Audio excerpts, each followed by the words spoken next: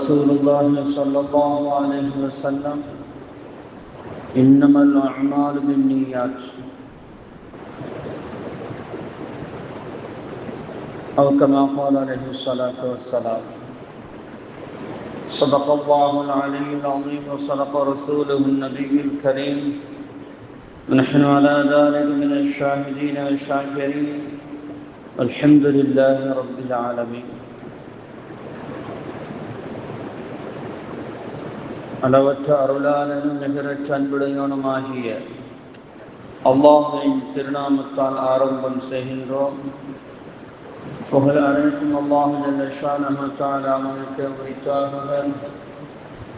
ஸலாத்தும் ஸலாமும் நமது உயிரிலும் மேலான உயிருக்குரியரான கண்மணி நூர் முஹம்மது ஸல்லல்லாஹு அலைஹி வஸல்லம் அவர்களின் மீதும், அவர்களுடைய குடும்பத்தார்கள், சத்திய சஹாபாக்கள், தாபிஈன்கள், தபா தாபிஈன்கள், நபிமார்கள், ரசூல்மார்கள், குத்துபுமார்கள், வலிமார்கள், நல்லோர்கள், நாதாக்கள், ஷுஹதாக்கள், உலக முஸ்லீம்கள், குறிப்பாக நம் அனைவர்கள் மீதும், நம்முடைய பிச்சரங்கள் கியாமத்து நாள் வரை வரக்கூடிய அனைவரின் மீதும் குறையாது குன்றாகும் என்றென்றும் உண்டாகட்டுமாக. ஆமீன்.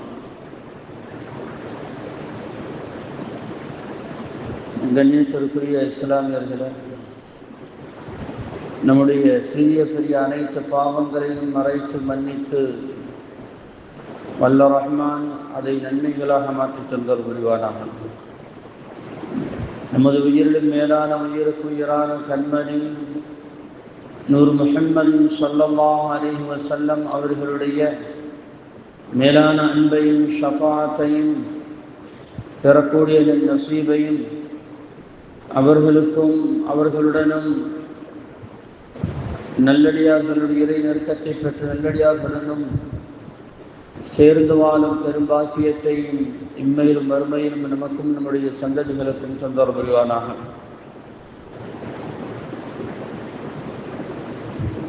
உடல் ஆரோக்கியத்தோடு நீண்ட காலங்கள் வாழக்கூடிய பாக்கியத்தையும், செழிப்பான முறையில் வாழும் பாக்கியத்தையும்,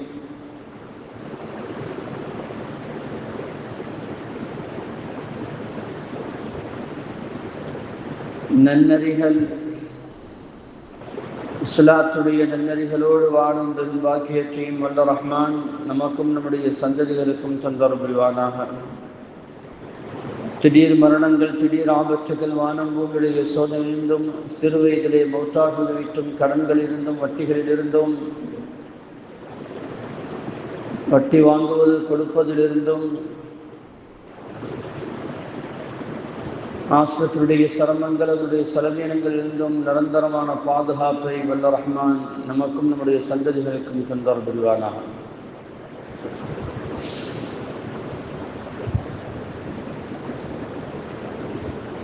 கண்ணியமான இஸ்லாமியர்களே,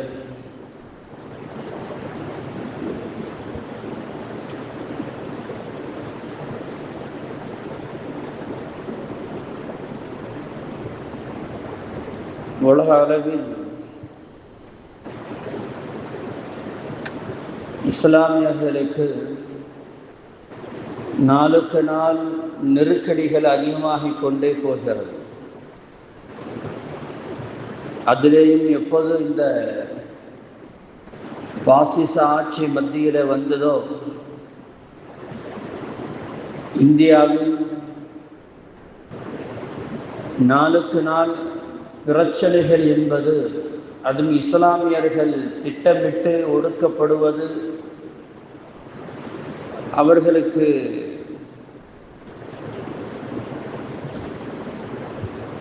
இந்த நாட்டில் எந்த விதமான உரிமைகளும் இல்லை என்று சொல்லும் அளவிற்கு அதை அதிகாரப்பூர்வமாக அறிவிப்பதற்கு என்னென்ன முன்னெடுப்புகளை செய்ய வேண்டுமோ அதை அனைத்தையும் ஒன்றிய அரசு இன்னைக்கு செய்து கொண்டு இருக்கிறது. அதெல்லாம் நாம் நாளுக்கு நாள் பார்த்து கொண்டுதான் இருக்கிறோம்.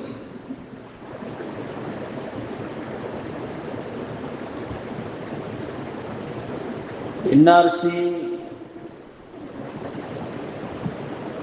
நம்முடைய குடியுரிமை திருத்த சட்டத்தை கொண்டு வந்து முனைக்க பார்த்தார்கள். முத்தலாக்கு சட்டத்தை எடுத்து கொண்டு வந்தார்கள். காஷ்மீருடைய தனி சிறப்பை நீக்கினார்கள்.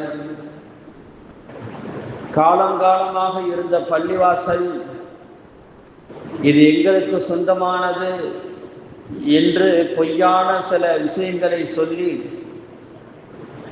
பெரும்பான்மை மக்கள் விரும்புவதற்காக வேண்டிய இந்த நிலத்தை கொடுக்கப்படுகிறது என்று சொல்லி அதையும் எடுத்துக்கொண்டார்கள்.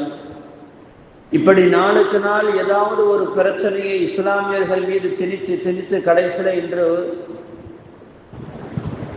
வக்ஃபு சொத்தின் மீது கையை வைத்திருக்கிறார்கள்.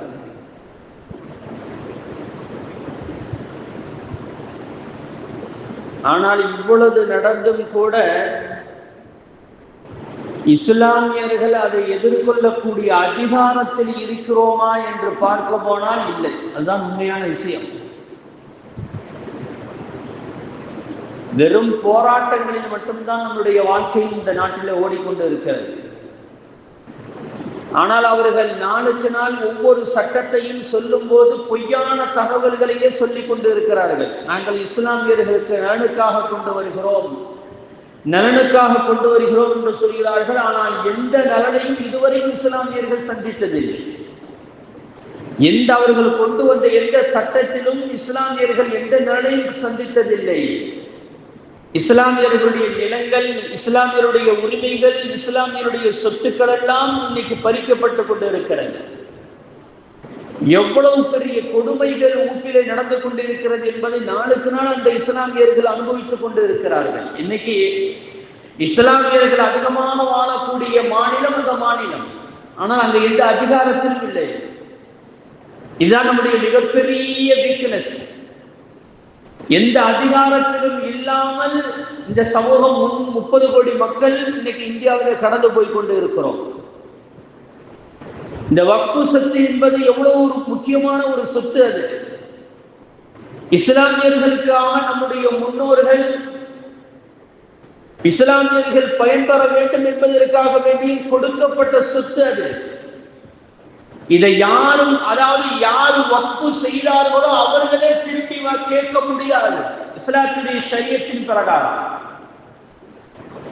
யார் வக்ஃபு செய்தார்களோ, இந்த பள்ளிவாசல் இருக்கிறது என்று சொன்னால் இந்த பள்ளிவாசல ஒருத்தர் தனிப்பட்ட முறையில் இடத்தை கொடுத்து பொருளாதாரத்தை கொடுத்து அவர் கட்டி இதை நான் அல்லாஹ்வுக்காக வேண்டி வக்ஃபு செய்து விட்டேன் என்று சொன்னால் இது என்னுடைய பள்ளிவாசல் என்று யாரும் சொல்லிவிட முடியாது. கட்டினவரே சொல்ல முடியாது. எங்களுடைய முப்பாட்டன் கட்டினான் என்று யாரும் உரிமை கொண்டாட முடியாது. யாருக்கும் அந்த உரிமை இல்லை என்று இஸ்லாமிய அந்த வக்ஃபு சட்டம் சொல்கிறது. அதுதான் காலங்காலமாக ரசூலுல்லாஹி ஸல்லல்லாஹு அலைஹி வஸல்லமுடைய காலத்திலிருந்து இன்று வரை அது வருகிறது. வக்ஃபு சொத்து என்பது அல்லாஹ்வுடைய சொத்து. அதை பாதுகாப்பது ஒவ்வொரு இஸ்லாமியரின் மீதும் கடமை, இஸ்லாமிய தலைவர்கள் மீது கடமை என்பதை இஸ்லாம் வலியுறுத்தி சொல்லித் தருகிறது. ஆனால் அதை பாதுகாக்கக்கூடிய இடத்தில் நம்முடைய முன்னோர்களுடைய தலைவர்கள் இருந்தார்களா என்று பார்த்தால் இல்லை. இன்னைக்கு எத்தனையோ வக்ஃபு சொத்துக்களை யாராரோ சுரண்டி எடுத்துக்கொண்டு அதானி அம்பானி போன்றவர்கள் 15,000 கோடிகளுக்கு தன்னுடைய வக்ஃபு சொத்திலே வீடு கட்டி சொகுசாக வாழ்ந்து கொண்டு இருக்கிறார்கள். இன்னைக்கு வக்ஃபு திருத்த சட்டம் என்று சொல்லி அந்த வக்ஃபு திருத்த சட்டத்தில் அவர்களுக்கு சாதகமான சட்டங்களை அவர்கள் திருத்தி இன்னைக்கு சொல்லி இருக்கிறார்கள். இதையெல்லாம் எதிர்ப்பதற்கு உண்டான அதிகாரத்தில் நாம் இருக்கிறோமா என்று சொன்னால் இல்லை. அதுதான் மிகப்பெரிய வேதனை. எப்படி இவர்கள் இந்த தலைவர்கள் எல்லாம் நாளை மறுமை நாளிலே வக்ஃபு சொத்தை ஆளக்கூடிய தலைவர்கள் எப்படி மறுமை நாளிலே பதில் சொல்ல போகிறார்கள் என்பதுதான் மிகப்பெரிய வேதனைக்குரிய விஷயம். ஏனென்றால் வக்ஃபு சொத்தை பாதுகாப்பது இஸ்லாமினுடைய கட்டாய கடமை என்று இறைவன் சொல்லித் தருகிறான், ரசூலுல்லாஹி சொல்லித் தருகிறார்கள். அது வக்ஃபு சொத்து என்பது மிகப்பெரிய கட்டாய கடமை, அல்லாஹ்வுடைய சொத்து. அதை பாதுகாப்பது அந்த அரசு அந்த தலைவர்கள் மீது கட்டாய கடமை, ஒவ்வொரு இஸ்லாமியர்கள் மீதும் கடமை. அதை வலியுறுத்தி சொல்லப்படுகிறது. இதற்காக வேண்டி போர் நடந்தாலும் அது பரவாயில்லை என்று இஸ்லாமிய உலகம் உமர் ரலியல்லாஹு தஆலா அவர்கள் பிரகடனப்படுத்தினார்கள். அபூபக்கர் சித்தீக் ரலியல்லாஹு தஆலா அவர்கள் பிரகடனப்படுத்தினார்கள். அந்த அதிகாரத்தில் நாம் இல்லை இன்னைக்கு. அதனால தான் இன்னைக்கு ஒன்றன் பின் ஒன்றாக இஸ்லாமியருடைய சொத்துக்களை, இஸ்லாமியருடைய உரிமைகளை இன்னைக்கு பறிக்கப்பட்டு கொண்டு இருக்கிறது இந்திய திருநாட்டில். இன்னைக்கு அவர்கள் திருத்த சட்டம் என்று சொல்லி தருகிறார்களே, அதை பற்றி நம்ம தெரியும். சில அயோக்கியர்கள், சில இஸ்லாமிய முனாஃபிக்குகள் அதற்கு சாதகமாக போய்கொண்டு இருக்கிறார்கள். ஏன்? இந்த உலகத்துடைய சில ஆசைகளுக்காக, சில லாபத்திற்காக. ஆனால் மறுமை நாளில் அவர்களுக்கு எவ்வளவு பெரிய, அந்த முனாஃபிக்குகளுக்கு, அந்த ஈனர்களுக்கு எவ்வளவு பெரிய சோதனைகளும் தண்டனைகளும் இருக்கிறது என்பதை அல்லாஹ் சொல்லும் பொழுது அல்லாஹ் நரகத்துடைய அடித்தவாரத்தில் இருப்பார்கள், அடிமட்டத்தில் இருப்பார்கள் என்று அல்லாஹ் தஆலா சொல்லித் தருகிறான். வேதனையிலே மிகப்பெரிய வேதனை நரகத்துடைய அடியில் இருப்பது என்று குர்ஆன் சொல்லித் தருகிறது. அது நாளைக்கு வறுமை நாளையும். ஆனால் இன்னைக்கு சில அயோக்கியர்கள் சில லாபத்திற்காக வேண்டி அதை சாதகமாக சொல்லிக் கொண்டு இருக்கிறார்கள். அதாவது 37 சட்டங்கள் தான் திருத்தப்பட்டது என்று சொல்லித் தருகிறார்கள். ஆனால் 37 சட்டம் அல்ல, மொத்தம் 114 சட்டத்திற்கு மேல் அவர் திருத்திருக்கிறார். 114 சட்டத்துக்கு மேல அவர் திருத்திருக்கிறார். நம்மகிட்ட சொல்றது 35, 34 பேர் தான் சொல்லுவாங்க. அதுல சில விஷயங்கள் நம்ம திருத்திக்கிறோம். இதுவரை வக்ஃபு சட்டம், வக்ஃபு சட்டத்துல அதாவது அதாவது இஸ்லாமிய சாம்ராஜ்யம் நபி ஸல்லல்லாஹு அலைஹி வஸல்லம் காலத்திலிருந்து வந்தது என்னவென்று சொன்னால், அந்த வக்ஃபு சொத்தை இஸ்லாம் எதை எப்படி செலவு செய்ய சொல்கிறதோ அப்படித்தான் செலவு செய்ய வேண்டும் என்று இஸ்லாமிய சட்டம் சொல்கிறது. இன்னைக்கு அவர்கள் எப்படி திருத்திருக்கிறார்கள் தெரியுமா? ஒன்றிய அரசு எப்படி செலவு செய்ய சொல்கிறதோ அதைத்தான் நீங்கள் செலவு செய்ய வேண்டும் என்ற சட்டத்தை திருத்திருக்கிறார்கள். இது எப்படி ஏற்றுக்கொள்ளும்? இது இஸ்லாமியர்களுக்கு சாதகமான சட்டமாது? இஸ்லாமியர்களுக்கு சாதகமான சட்டமாது? இதுவரை இஸ்லாமிய வக்ஃபு சொத்துக்கள் இஸ்லாமியர்களுக்கு, அது இஸ்லாமியர்கள் அளித்தவர்களுக்கு இஸ்லாமிய சட்டம் என்ன சொல்கிறதோ அதற்குத்தான் செலவு செய்ய வேண்டும், வேற எதற்கும் செலவு செய்ய முடியாது. ஆனால் இனிமேல் அந்த சட்டம் அமலுக்கு வந்தால் இஸ்லாம் ஒன்றிய அரசு எதை சொல்கிறதோ அதற்குத்தான் அவர்கள் செலவு செய்ய வேண்டும். நம்ம இஷ்டத்துக்கு நம்ம சரியத்தின் பிரகாரம் செய்ய முடியாது. அடுத்தவர்கள் சொல்கிறார்கள், இஸ்லாம் அல்லாத அவர்கள் வக்ஃபு செய்தால் அது செல்லாது. இஸ்லாமியர்களுக்கு எத்தனை இடங்களில் இஸ்லாம் அல்லாதவர்கள் இன்னைக்கு பார்லிமெண்ட்ல ஒரு பஞ்சாபை சேர்ந்த ஒரு எம்பியை பகிரங்கமாக பேசுகிறார். எங்கள் நாட்டில் இஸ்லாமியர்களுக்கு இடுகாடுகள் இல்லை, சுடுகாடு இல்லை, எங்களுடைய நிலத்தை தான் நாங்கள் கொடுத்தோம், இனிமேல் அது செல்லாது என்று சொன்னால் அவர்கள் எங்கே போவார்கள்? அதை நாங்கள் இஸ்லாமியர்களுக்கு தாரவாய்த்து கொடுத்தோம், அது அவர்களுடைய சொத்து, அது வக்ஃபாக கொடுக்கப்பட்டது, அவர்களுடைய கடவுளுக்காக கொடுக்கப்பட்டது. இது எவ்வளவு பெரிய அநியாயம், இஸ்லாமியர்களுக்கு செய்யக்கூடிய மிகப்பெரிய துரோகம் என்றெல்லாம் வாதாடுகிறார்கள். அதை செய்தார்ப்பதற்கு இன்னைக்கு ஒன்றிய அரசு முன்னுக்கு வரவில்லை.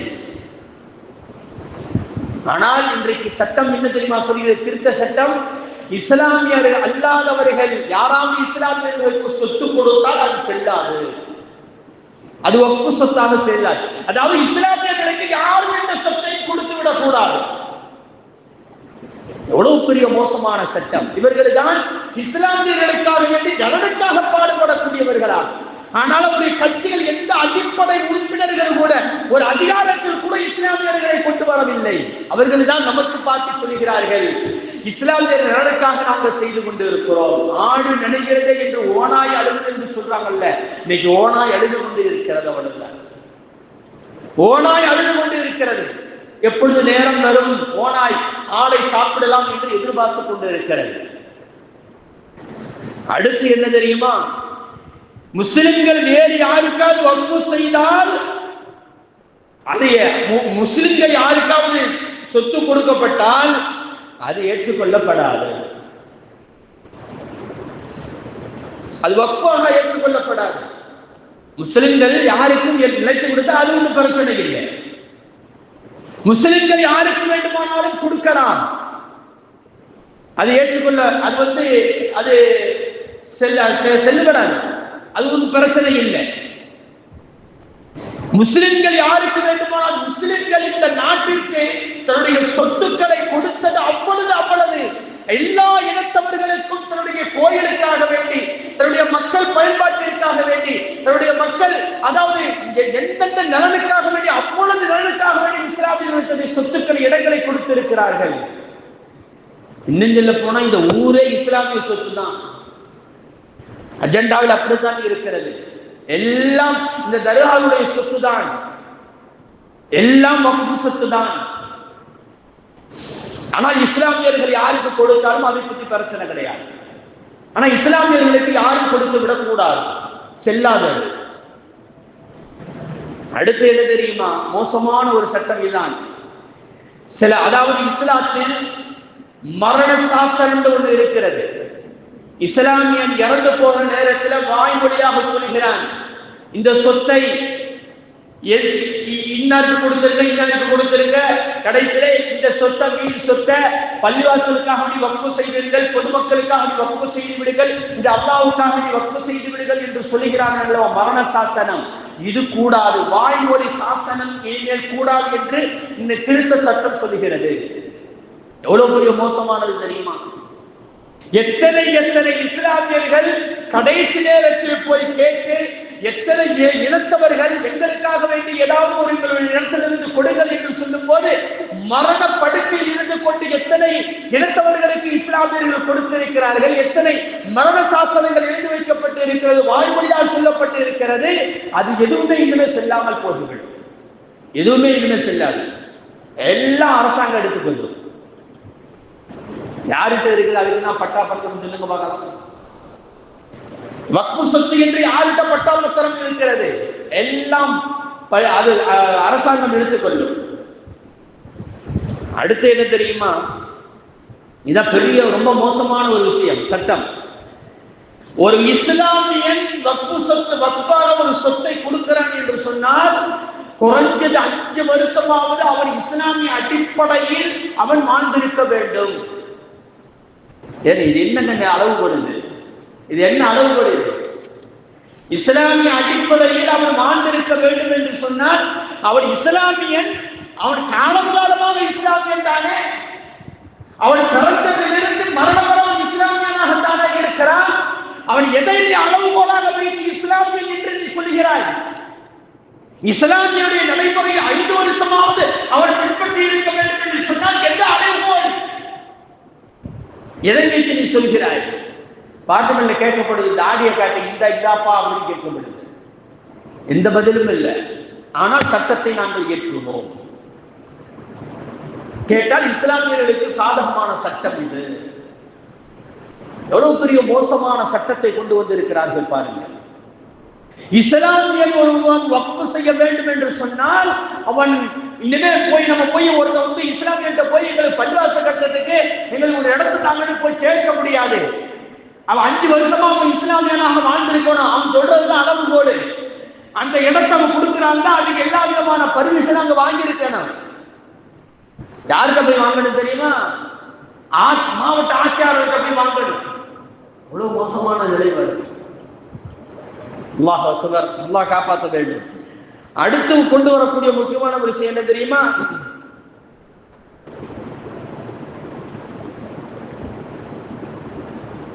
வக்ஃப் சொத்துன்னா என்ன? இப்ப நம்மளுடைய பள்ளிவாசல் இருக்குது, வக்ஃப் சொத்துன்னு சொன்னா நம்ம எந்த ஆவணம் காட்டினாலும் அது செல்லுபடியாக ஆகாது. ஒன்றிய அரசு சொல்லும் இதுதான் இருக்கணும் அப்படின்னு சொல்லி அது இருந்தா மட்டும்தான் வக்ஃப் சொத்தாக ஆக முடியும். இனிமே அவங்க சொல்லுவாங்க. வக்ஃப் சொத்து என்று சொன்னால் ஆவணம் காட்டுவது ஒன்றிய அரசு எதை வக்ஃப் ஆவணமாக காட்ட சொல்லுகிறதோ அந்த ஆவணம் நம்மள்கிட்ட இருந்தா மட்டும்தான் வக்ஃப் சொத்தாக ஆக முடியும். இல்லை என்று சொன்னால் ஆக முடியாது. எவ்வளவு பெரிய மோசமானது! எத்தனை பள்ளிவாசல்கள், எத்தனை மடங்கள் இன்னைக்கு அரசு சொத்தாக அது மாறி போகும் தெரியுமா? இந்த சட்டம் வந்துவிட்டால் அல்லாஹ் அக்பர், அல்லாஹ் காப்பாற்ற வேண்டும். இதுவரைக்கும் அடுத்த ஒரு முக்கியமான விஷயம் இதுதான். அதானி அம்பானிக்கு சாதகமான சட்டம். இந்த சட்டம் என்ன சட்டம் தெரியுமா? ஒரு மனிதன் வக்ஃபு சொல்ல இதுவரை இருந்தது, வக்ஃபு சொல்ல ஒருத்தர் ஆக்கிரமிப்பு செய்துட்டால், அநியாயமாக எடுத்திருந்தால், அதுல கோர்ட்ல கேஸ் போட்டு இது வக்ஃபு சொத்து தான் என்று வக்ஃபு சார்ந்தவர்கள் இஸ்லாமிய வக்ஃபு அது ஜெயித்து விட்டால் அவனை தூக்கி பிணை இல்லாமல் அவனை சிறையில தூக்கி போடலாம். பிணை அவனுக்கு கிடையாது. ஆனால் இனிமேல் எப்படி தெரியுமா, அது மிகப்பெரிய கிரிமினல் குற்றமாக கருதப்பட்டு அவர்களை தூக்கி சிறையில தூக்கப்படும் பிணை கிடையாது. ஆனால் இனிமே என்ன தெரியுமா, சாதாரணமான தண்டனை தான். அவன் பிணை கேட்டால் பிணை கொடுத்துடலாம். வக்ஃபு சொத்தை எவனாலும் ஆக்கிரமிப்பு செய்தா அதானி பேரையே ஒரு வக்ஃபு சொத்து போடப்படுது பாருங்க. அவனுடைய வக்ஃபு சொத்தின் மீது 15,000 கோடிக்கு வீடு கட்டி இருக்கிறான் அம்பானி. அவனுக்கு கேஸ் பல வருஷமாக கேஸ் ஓடிக்கிட்டு இருக்கு. இந்த கேஸ்ல அவங்க ஜெயிச்சுட்டா அவர் மனு கொடுத்து அடுத்த நாளே வெளியே வந்துடலாம். அது கிரிமினல் குற்றமாக கருதப்படாது. அப்படிப்பட்ட இன்னைக்கு மோசமான சில சட்டங்களை சொல்லி இஸ்லாமியர்களுக்கு நாம் இதில் சாதகமாக நாம் கொண்டு வந்திருக்கிறோம் என்று அவர்கள் இன்னைக்கு அதாவது பொய்யான விஷயத்தை இன்னைக்கு சொல்லிக்கொண்டு மனத மூளைச்சலவை செய்து கொண்டு இருக்கிறார்கள். அதற்காக வேண்டிதான் இன்னைக்கு வரக்கூடிய 13ஆம் தேதி அதாவது ஞாயிற்றுக்கிழமை ஜமாத் உலமாவின் சார்பாக ஒவ்வொரு மாவட்டத்துடைய அந்த தலைநகரத்தில் தலைமை ஊரில் போராட்டம் நடத்த வேண்டும், ஒரே நேரத்தில் நடத்த வேண்டும் என்று சொல்லி இன்னைக்கு நம்முடைய தஞ்சாவூர் மாவட்டத்தில் ஞாயிற்றுக்கிழமை அதாவது 13ஆம் தேதி மாலை 5 மணிக்கு ஆட்டுமந்தை தெரு கீழவாசல் தஞ்சாவூர் ஆட்டுமந்தை தெருவில் வைத்து இன்ஷா அல்லாஹ் போராட்டத்தை நடத்துவதாக தமிழ்நாட்டு ஜமாத்து அதாவது தஞ்சாவூர் மாவட்ட ஜமாத் உலமா முடிவு செய்து இருக்கிறது. இன்னும் சொல்ல போனால் இன்னைக்கு மிகப்பெரிய பலம் என்ன தெரியுமா, அல்லாஹு தாலா எப்பொழுதும் இந்த இஸ்லாமியர்களை கைவிட்டதே கிடையாது. என்ன தெரியுமா, அதாவது 232 அதாவது எம்பிகள் இன்னைக்கு நமக்கு சாதகமாக இன்னைக்கு பார்லிமெண்ட்ல பேசிக் கொண்டு இருக்கிறாங்க. இஸ்லாமிய சமூகம் எந்த அதிகாரமும் இல்லாமல் இன்னைக்கு அல்லாஹ் தஆலா மிகப்பெரிய அதிகாரத்தை வேற சமூகத்தை சார்ந்தவர்கள் மூலமாக இன்னைக்கு நமக்கு ஆதரவை தந்து கொண்டு இருக்கிறார் என்று சொன்னால் அவர்களை இனம் கண்டு இவர்கள்தான் மதச்சார்பற்ற உணர்வு உள்ளவர்கள் என்று இஸ்லாமிய சமூகம் அவர்களை சரியான முறையில் பயன்படுத்திக் கொள்ள வேண்டும். இன்னைக்கு இயக்கங்கள் பிரிவினைகள் போவது நிலைமைகளை மாற்ற வேண்டும். இஸ்லாமியர்களே இயக்கங்களாக பிரிந்து போவதுடைய நிலைமைகளை மாற்ற வேண்டும். ஒரே அடியில் திரள வேண்டும். ஒரே அணியில் திரண்டு நம்முடைய உரிமைகளை சொத்துக்களை பாதுகாப்பது நம்முடைய கட்டாய கடமை. இது இஸ்லாத்துடைய கடமை என்று இஸ்லாம் சொல்லித் தருகிறது. இதற்கு மேலாக நாம் பிரிந்திருப்போமையானால் இயக்கங்களாகவும் பல பிரிவுகளாகவும் கூட்டமாக சரி நமக்கு என்ன என்று நாம் பிரிந்திருப்போம் என்று சொன்னால் நிச்சயம் நாளை மறுமை நாளில் மிகப்பெரிய தண்டனைக்கு உள்ளாக்கப்படுவோம். ஆகவே அல்லாஹ்வின் நல்லடியார்களே இதனுடைய பாதகத்தை நாம் இன்னும் நிறைய போய் நீங்க கூகுள்ல பார்த்தீங்கன்னு சொன்னா நிறைய விஷயங்கள் இருக்கிறது. என்ன மிகப்பெரிய சொத்து என்று நம்மளுடைய சொத்தை இன்னைக்கு காரணம் காட்டிக்கொண்டு அது எப்படியாவது அதாவது அதிகாரப்பூர்வமாக எடுப்பதற்கு பாபர் மசூதி இடத்தை அதிகாரம் இல்லாமல் பெரும்பான்மையான மக்கள் கேட்கிறார்கள் என்பதற்காக வேண்டிய கொடுத்தார்கள். ஆனால் இந்த சட்டம் வந்துவிட்டால் அதிகாரப்பூர்வமாக நம்முடைய பள்ளிவாசல்கள் நீ போய்விடும், அதிகாரப்பூர்வமாக போய்விடும். ஏன்னா அவர்கள் தரக்கூடிய எந்த ஆவணம் பெரும்பாலான பள்ளிவாசல்ல இருக்காது. அவ்வளவு மோசமான சட்டத்தை இன்னைக்கு கொண்டு வந்து கொண்டு இருக்கிறார்கள். ஆகவே அல்லாஹ்வின் நல்லடியார்களே நம்முடைய அதாவது இனிமேலும் நாம் பிரிந்திருப்பது அது உசிதமானது அல்ல. பெரும் தலைவர்கள் உட்கார்ந்து இருப்பீங்க. இனிமேலாவது எப்படி சிஏஏ என்ஆர்சியில ஒன்றுபட்டு நாம் செயல்பட்டோமோ அது மாதிரி இனி வரக்கூடிய காலங்களில் ஒன்றுபட்டு இருக்க வேண்டும். தன்னுடைய அதாவது இயக்கங்கள் எல்லாத்தையும் தூக்கி எறிந்துவிட்டு ஒன்றுபட்டு ஒரே அணியில் நின்று நிற்க வேண்டும். அப்பொழுதுதான் நம்முடைய சந்ததிகள் நிம்மதியாக வாழ முடியும். இந்த நாட்டில் நம்முடைய சந்ததிகள் நிம்மதியாக வாழ வேண்டும் என்று சொன்னால் நாம் ஒற்றுமையோடு செயல்பட வேண்டும். அதைத்தான் அல்லாஹ் சொல்கிறான், வஅதஸ்மு பிஹப்லில்லாஹி ஜமீஅன் வலா தஃபர்ரகு. நீங்கள் ஒற்றுமை அல்லாஹ் என்ற கைக்கு சரியான ஒற்றுமையை நீங்கள் பின்பற்றிக் கொள்ளுங்கள், அதில் பிரிந்து போகிறாதீங்க என்று அல்லாஹ் தஆலா சொல்றான். ஆகவே அல்லாஹ்வின் நல்லடியார்களே வரக்கூடிய ஞாயிற்றுக்கிழமை நம்முடைய எதிர்ப்பை காட்ட வேண்டும். நம்முடைய இந்த எதிர்ப்பு என்பது சாதாரணமான எதிர்ப்பு அல்ல. அன்றைக்கு சஹாபாக்கள் செய்த எதிர்ப்பு அது. ஒவ்வொரு இஸ்லாமியனும் இதில் கலந்து கொள்ள வேண்டும். நம்முடைய கட்டாய கடமை. வக்ஃப் சொத்தை பாதுகாப்பது நம்முடைய கட்டாய கடமை. ஆகையால் இன்ஷா அல்லாஹ் ஒவ்வொரு ஊரிலிருந்தும் ஒவ்வொரு தெருவிலிருந்தும் ஒரு வேன் போகலாம் என்று பேசப்பட்டிருக்கிறது. இன்ஷா அல்லாஹ் ஜும்மா தொழுகைக்கு பேசுவாங்க. அதனால இன்ஷா அல்லாஹ் ஞாயிற்றுக்கிழமை மாலை 5 மணிக்கு ஆட்டு மந்தை தெருவில் வச்சு இன்ஷா அல்லாஹ் இந்த வக்ஃப் சம்பந்தமான போராட்டம் நடைபெறும். நிறைய இந்த வக்ஃபை சார்ந்த வக்ஃபை எதிர்த்து இந்த திருத்த சட்டத்தை எதிர்க்கக்கூடிய நிறைய பேச்சாளர்கள் எல்லா ஊர்களிலிருந்து பேசுறாங்க. நாமும் கலந்து அந்த எதிர்ப்பை காட்ட வேண்டும். அல்லாஹ் ரஹ்மான் அதை புரிந்து கொள்வானாக. இதன் மூலமாக நமக்கு மிகப்பெரிய வெற்றியை தந்து இந்த சட்டத்தை அல்லாஹு தாலா இல்லாமல் ஆக்குவானாக. இந்த ஒன்றிய அரசுடைய தீமையிலிருந்து அல்லாஹ் இந்த நாட்டு மக்களையும் நாட்டையும் பாதுகாத்து அருள் புரிவானாக. வாஹிர் தவான் அல்ஹம்துலில்லாஹி ரப்பில் ஆலமீன். அஸ்ஸலாமு அலைக்கும் வரஹ்மத்துல்லாஹி தஆலா வபரகாத்துஹு. நமது சேனலின் விளம்பரங்களுக்கு sunnatruth@gmail.com